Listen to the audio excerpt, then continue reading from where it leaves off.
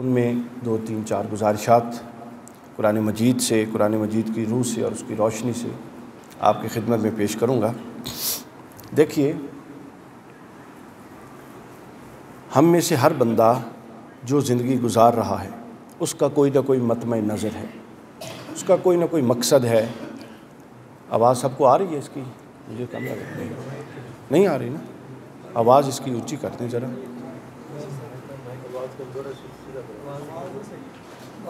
مجھے بھی لگ رہا تھا شاید نہیں آ رہی۔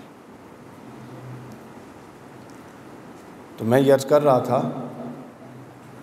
کہ ہم جتنی زندگی گزارتے ہیں، کوئی کام کرتے ہیں،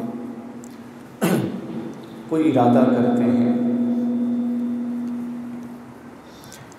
ان تمام چیزوں کے پیچھے ہمارے کچھ نہ کچھ مقاصد کار فرما ہیں۔ کوئی کام ہم بغیر مقصد کے نہیں کرتے، اور انسان کا کوئی کام بغیر مقصد کے نہ کرنا یہی انسان کا شرف انسانیت ہے کہ اللہ نے اس کو عقل دی ہے، اور عقل سے وہ مقاصد کا تعین کرتا ہے، اور مقاصد کا تعین کر کے مقاصد کی تکمیل کے لیے وہ کام کرتا ہے۔ مثلا میں گھر سے آیا، میں اٹھا، ہماری ایک میٹنگ تھی وہ اٹینڈ کی، اس کے بعد میں نے تھوڑی سی اسٹڈی کی، پھر میں یہاں آیا اور آپ سے اب مخاطب ہوں۔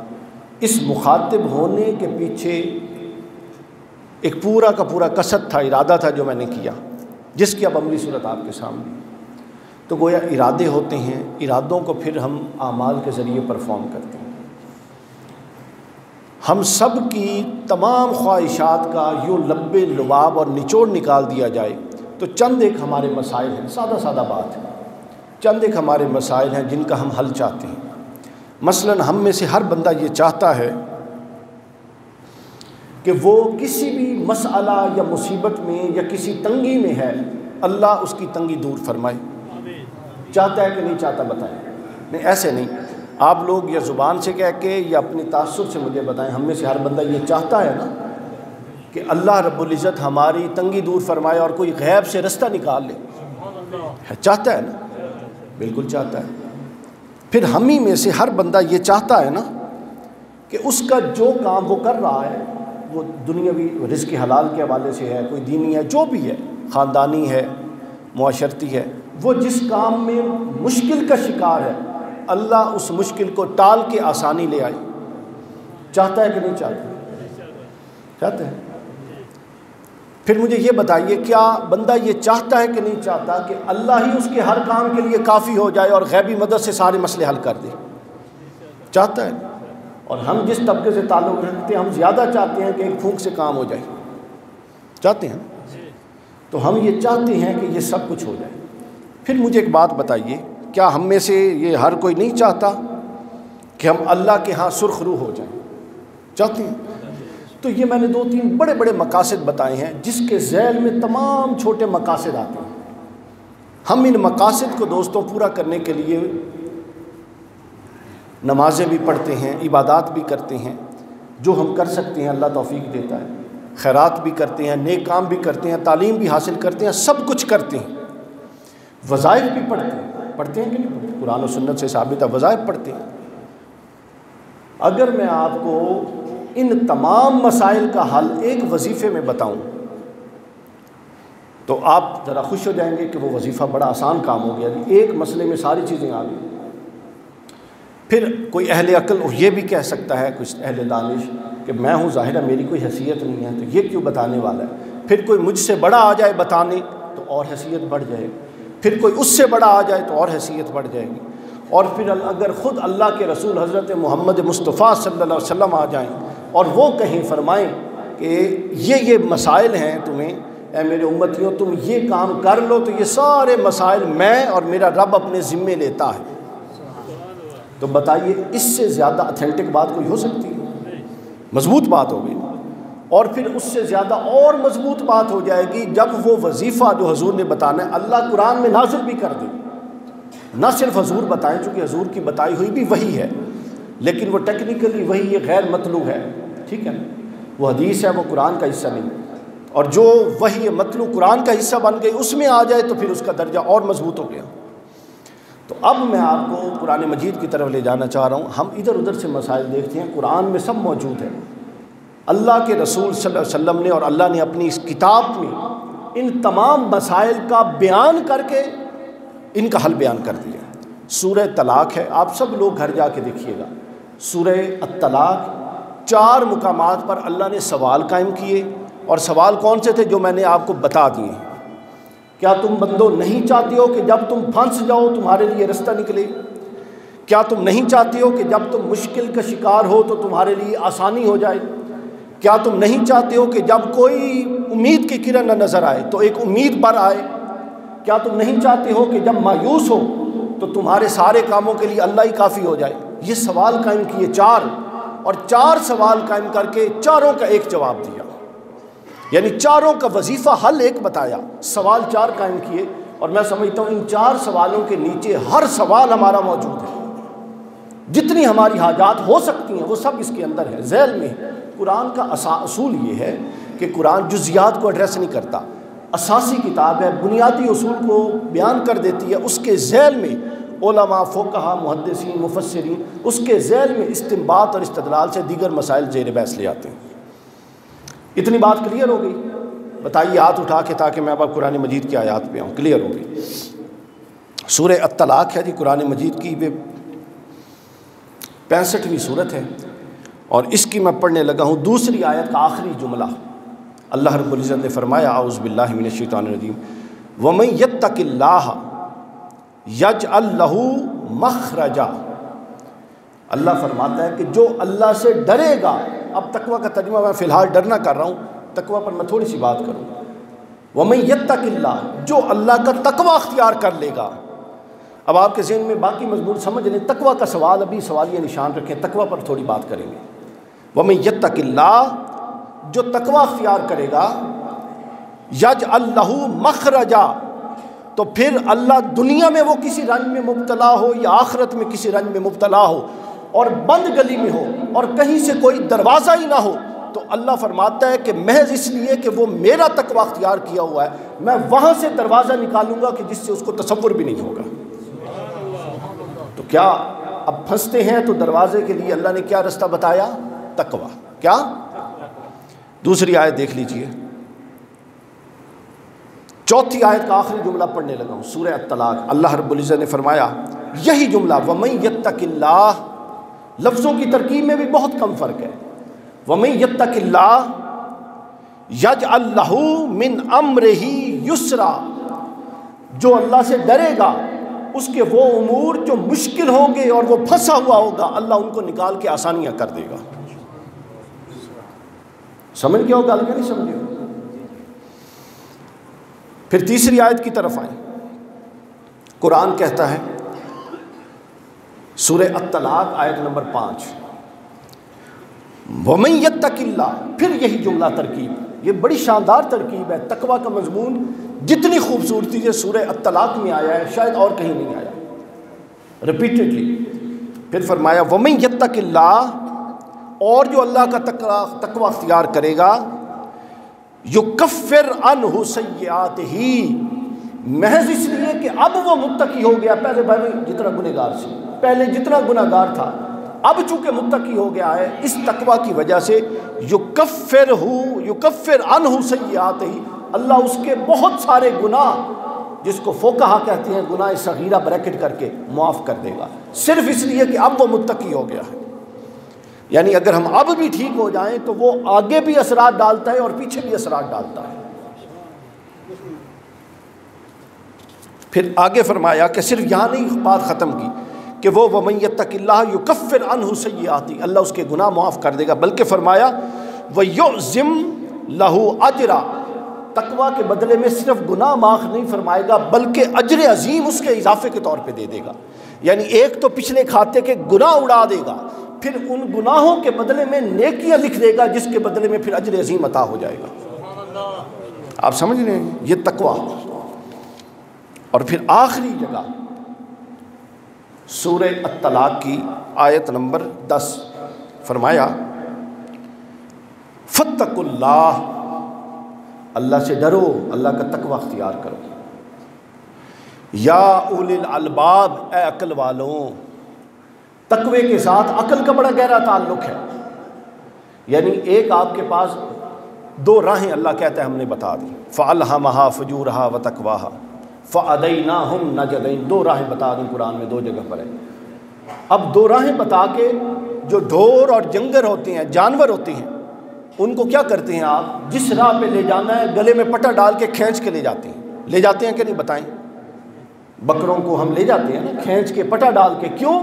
چونکہ ان کو اللہ نے دو راہیں نہیں بتائیں، دو راہیں انسان کو بتائی ہیں، کیونکہ انسان کے اندر اللہ نے عقل رکھ دیا ہے. اور اللہ فرماتا ہے کہ اب عقل کا استعمال کرو، اور عقل کے استعمال کے ساتھ ان دو راہوں میں سے ایک راہ اختیار کر. اور اے بندے تو اس لیے جواب دہ ہے، اجر بھی ملے گا اور گناہ بھی ملے گا، چونکہ تیرے اندر عقل ہے، اور عقل کی بنیاد پہ تجھے دونوں رستوں کا کامل شعور ہے. اب تو جانور نہیں ہے کہ پٹا باندھ کے تجھے صحیح سمت لے کر جایا جائے. اس لیے کہا دیا گیا لا اکراہ فی الدین، دین میں جبر یا زبردستی نہیں ہو سکتی. دین کا نظم اللہ نے ایسا بنا دیا کہ حقائق بیان کر دیے، اور اس کے بعد کہا اب اپنے اختیار سے خود چاہتے ہوئے نیکیوں کو چھوڑو گے اور برائیوں کو چھوڑو گے اور نیکیاں کرو گے. اللہ کے ہاں پھر انسان کامل تصور کیے جاؤ گے. تو قرآن کہتا ہے فاتقوا اللہ، اللہ سے ڈرو. یا اولی الالباب، اے عقل والوں. عقل والے اللہ سے ڈرتے ہیں. آپ دیکھیے نا ہماری عقل کا کیا تقاضا کہ ہمارے پیچھے ابراہیم کا قصہ بھی ہے اور نمرود کا قصہ بھی ہے، حضرت صالح کا قصہ بھی ہے، اور قوم صالح وہ بھی ہے جن کی بستیوں کو الٹ دیا گیا. حضرت لوط کی تقوی طہارت بھی ہے، اور قوم لوط کا قصہ بھی ہے جن پر پتھر برسائے گئے. حضرت موسیٰ بھی ہیں، اور ساتھ فرعون کا قصہ بھی ہے کہ جس کو غرق کر دیا گیا. تو گویا ہمارے پاس دونوں رستے جو ہمیں بتائے گئے ان کی پوری ہسٹری ہے. اللہ کہتا ہے عقل سے کام لو کہ کامیاب صالح ہوا تھا یا دوسرے لوگ، کامیاب موسیٰ ہوا تھا یا فرعون، کامیاب نمرود ہوا تھا یا ابراہیم. اب جو کامیاب ہوئے انہی کا نام باقی ہے، اور جو ناکام ہوئے ان پر صبح شام لعنت پڑتی ہے. لہٰذا اب تمہارا اختیار ہے کہ تم نے اختیار کے ذریعے آگے کے لیے درست رستہ اپنانا ہے یا غلط رستہ اپنانا. یہ انسان کا شرف ہی یہ ہے بنیادی طور پر. فرمایا کہ اے عقل والو اللہ سے ڈرو. الذین آمنوا، جو لوگ ایمان لاتے ہیں وہ اللہ سے ڈرو. اب یہ مضمون تھا دوستوں تقویٰ کا. قرآن نے اسی سورہ الطلاق میں جہاں تقویٰ کے مضمون کو چھوڑا وہاں سے جا کے توکل کے مضمون کو تقویٰ سے جوڑ دیا. اب آپ سمجھ گئے کہ تقویٰ اللہ کہتا ہے کہ جب کوئی رستہ نہیں ہوگا جو صاحب تقویٰ ہوگا میں اس کے لیے رستہ کھولوں گا. اللہ فرماتا ہے جب کوئی مایوس ہوگا جو صاحب تقویٰ ہوگا میں اس کی مایوسی کو ترک کروا کے اس کے لیے امید کی کرن لاؤں گا. اللہ فرماتا ہے جو صاحب تقویٰ ہوگا اس کے پاس جب تنگی ہوگی میں اس کے لیے فراغی لاؤں گا. اب سن لیے کہ تقویٰ کے آگے جو توکل ہے جس کو بھروسہ کہتے ہیں، اللہ نے تقویٰ کا مضمون توکل میں کیسے داخل فرمایا. سورہ الطلاق آیت نمبر 3 فرمایا وَمَن يَتَّقِ اللَّهَ يَجْعَل لَّهُ مَخْرَجًا وَيَرْزُقْهُ، جو تقویٰ اختیار کرے گا اس کو نا امیدی میں سے اللہ امید کی کرن نکالے گا. وَيَرْزُقْهُ، اور اس کو رزق دے گا مِنْ حَيْثُ لَا يَحْتَسِبُ، جہاں سے اس کا گمان بھی نہیں. اور آگے فرمایا یہ تو ہے تقویٰ والوں کا معیار. تقویٰ بھی ایک درجہ ہے لیکن تقویٰ سے اوپر ایک درجہ ہے جس کو توکل کہتے ہیں. پھر فرمایا وَمَن يَتَوَکَّلْ عَلَى اللَّهِ، اب جو تقویٰ کے استقامت رہ کے مستقیم ہو کے راہ تقویٰ پر پوری ہمت کے ساتھ ڈٹ جائے گا اور تقویٰ کے بعد وہ دروازے توکل میں داخل ہو جائے گا، اپنے ہر معاملے میں اللہ پر کامل بھروسہ کرنے لگے گا. اللہ فرماتا ہے وَمَن يَتَوَکَّلْ عَلَى اللَّهِ، جو اللہ پر توکل کرے گا فَهُوَ حَسْبُهُ، اس کے لیے ایک موضوع کیا ڈسکس کرنا کہ اس کو مشکلوں سے نکالے گا، اس کو نا امیدی سے نکالے گا، اس کو تنگدستی سے نکالے گا، اس کو رزق کی فراہمی دے گا. اللہ فرماتا ہے یہ تقویٰ کے معاملے میں زیر بحث لاؤ. جو کوئی متوکل ہو گیا اور اللہ پر توکل کرنے لگا اس کے لیے یہ چیزیں زیر بحث نہیں آئیں گی. فَهُوَ حَسْبُهُ، اس کے ہر کام کے لیے اللہ کہتا ہے میں خود ہی کافی ہو جاؤں گا، یعنی میری ذات ہی کافی ہو جائے گی. کیوں؟ وہ مجھ پر توکل کر کے بیٹھا ہے. ایک بندہ بندے پر بھروسہ کرے، اور اگر بندہ اچھی فیملی کا ہو تو وہ کہتا نہیں یار اس نے میرے پہ توکل کر کے بھروسہ کر کے یہ کام کیا تھا، میں دھوکہ نہیں دیتا. اللہ کیسے دھوکہ دے سکتا؟ تو اب آپ نے یہ مضمون سنا کہ ہر مسئلے کا حل اللہ نے توکل کی بریکٹ کے اندر رکھ دیا، اور پھر اوپر کا درجہ پھر اپنا تقوی کی بریکٹ میں رکھا ہر مسئلے کا حل، اور پھر اوپر کا درجہ تقوی کے بعد توکل کا رکھا۔ توکل سے آپ نسبتاً آگاہ ہیں۔ تقوی کی اصطلاح پر میں نے بات کرنی ہے کہ وہ چیز کیا ہے کہ جس کے لیے اللہ فرماتا ہے کہ میں ساری چیزیں دے دوں گا، میں خوش ہو جاؤں گا، میں رستے کھول دوں گا۔ بھائی وہ تقوی کیا ہے جو وہ ہم سے مانگتا ہے؟ یہ فیضان صاحب کو دے دیں۔ وہ کیا چیز ہے؟ وہ کہتا ہے کہ میں رستے بھی کھول دوں گا، وہ کہتا ہے میں جناب نا امیدی سے دروازے نکال دوں گا، بند گلی میں بھی میں رستے پیدا کر دوں گا۔ وہ تقوی ہے کیا؟ تقوی کے دو پہلو ہیں۔ تقوی کا لغوی معنی آپ کو پتہ ہے، علماء بھی بیٹھے ہیں۔ ڈرنا، اتقا یتقی سے بنا ہے، ڈرنا، خوف کھانا، باز رہنا، یہ سارے معنی کیے جاتے ہیں۔ لیکن تقوی کے دو معنی ہیں، ایک ہوتا ہے تقوی جلوت اور ایک ہوتا ہے تقوی خلوت۔ یعنی جب ہم لوگوں میں ہوں گے اس وقت تقوی کیا ہے، اور جب ہم لوگوں سے نکل کے خلوت میں اکیلے ہوں گے اس وقت کا تقوی کیا ہے۔ بس یہاں آ کے ہماری غلط فہمی بن جاتی ہے۔ ہمارے ہاں تقوی کا تصور ناقص ہے۔ ہم نے کچھ چیزوں کو تقوی کے دائرے میں رکھا ہوا ہے اپنے مطلب کی، اور وہ چیزیں جو ہمارے مفادات سے ٹکراتی ہیں ان کو ہم نے تقوی کے دائرے سے نکال دیا۔ اللہ کے رسول نے فرمایا، قرآن کی بہت ساری نصوص ہیں، اب میں پھر اور آیات پڑھنے لگ گیا تو پھر ٹائم نہیں ہے۔ اللہ کے رسول نے اور اللہ نے وضاحت سے بتا دیا، اب سمجھ لیجیے اور سن لیجیے مضمون یہ ہے کہ تقوی کے دو حصے ہیں۔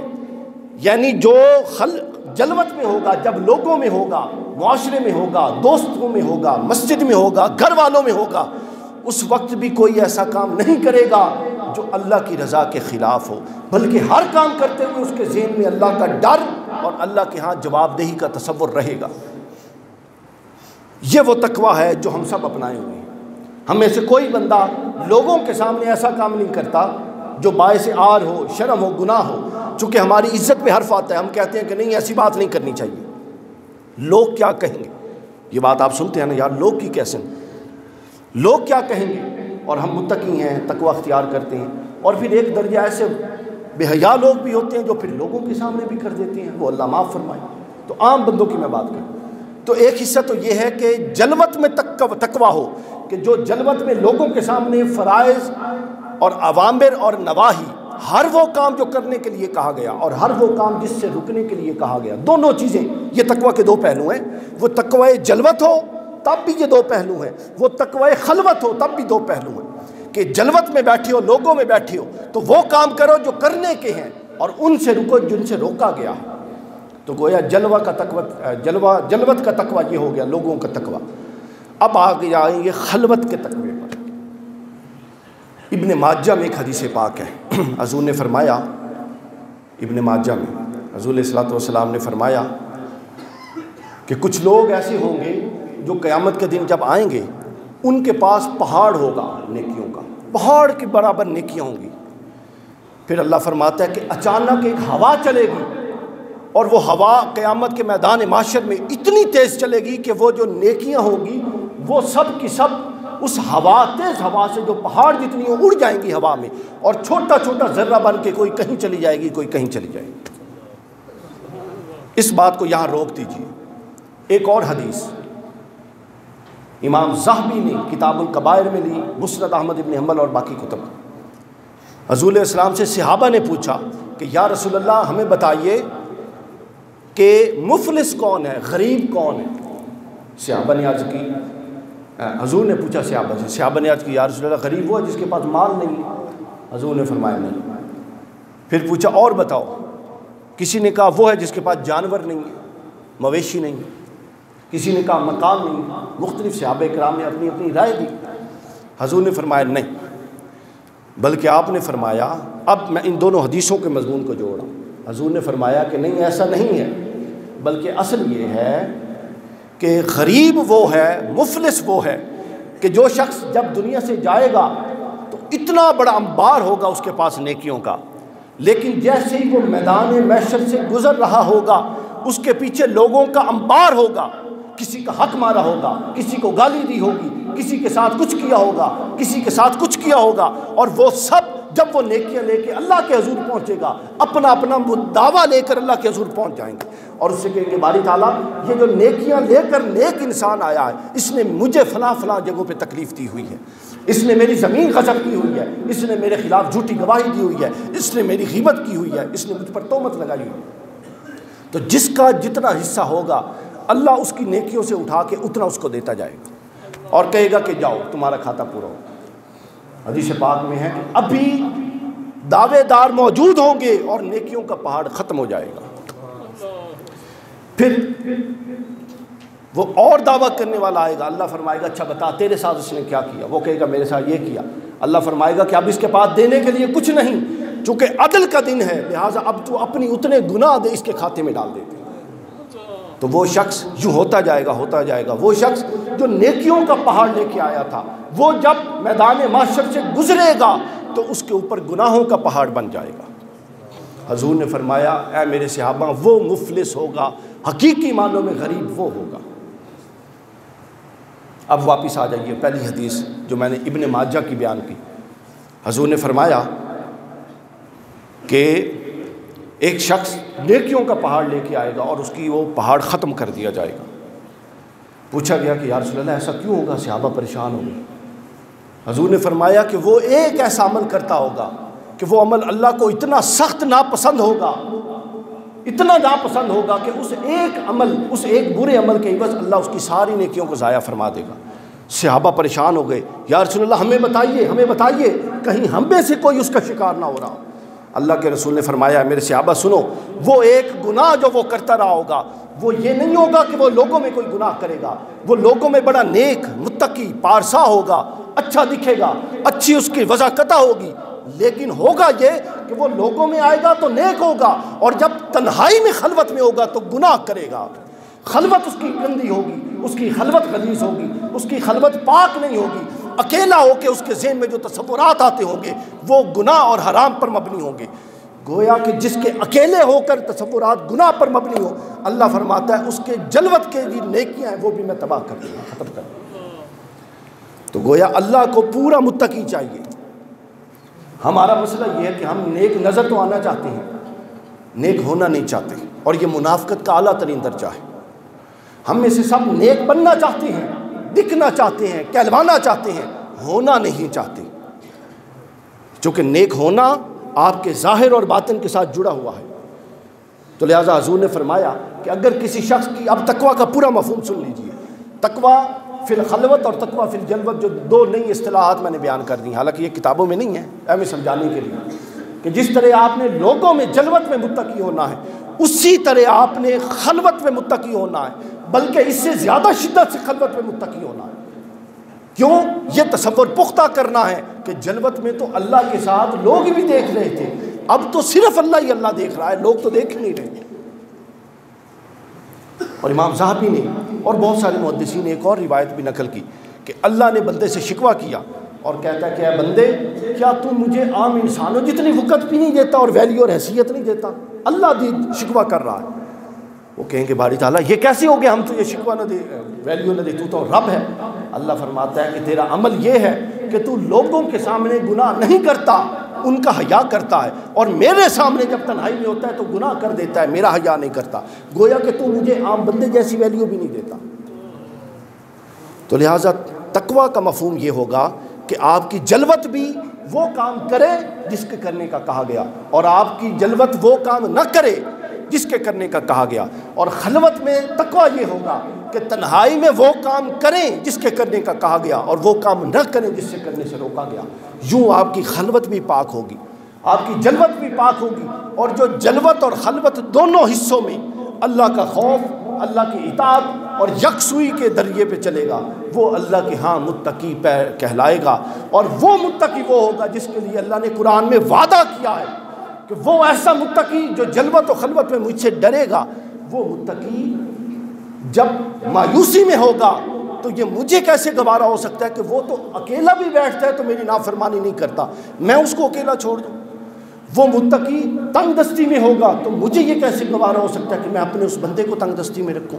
وہ متقی جب مشکل میں ہوگا تو مجھے کیسے گوارا ہو سکتا ہے میں اس کو مشکل میں برداشت کروں؟ تو پھر اس کے ساتھ اللہ کی قوت و مدد آتی ہے۔